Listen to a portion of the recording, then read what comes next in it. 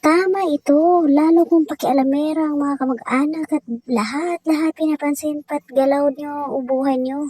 Ako bilang matanda na, kaya kong tanggapin baka ako ang nagkamali. Hindi naman lahat ng matatanda ay tama at ganoon din sa mga bata. Matuto sa bawat isa. Kung gusto mo ng respeto, dapat ikaw ay marunong din rumispeto. Kahit bata ang kausap mo. Lawakan natin mga mas matanda ang mga utak natin dahil tayo ang role model nila. Naalala ko yung anak ko na sinabihan ng kung ano-ano ng kamag-anak ng BF niya.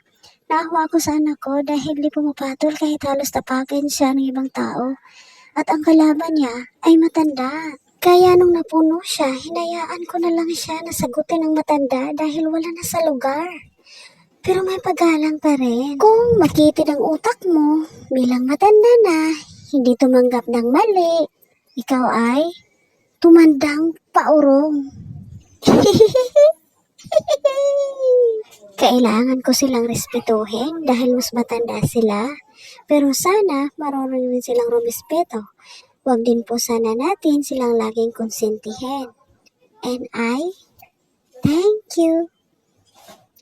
Bye-bye. And I love you. Chup chup. Mama. Mga kabunlot.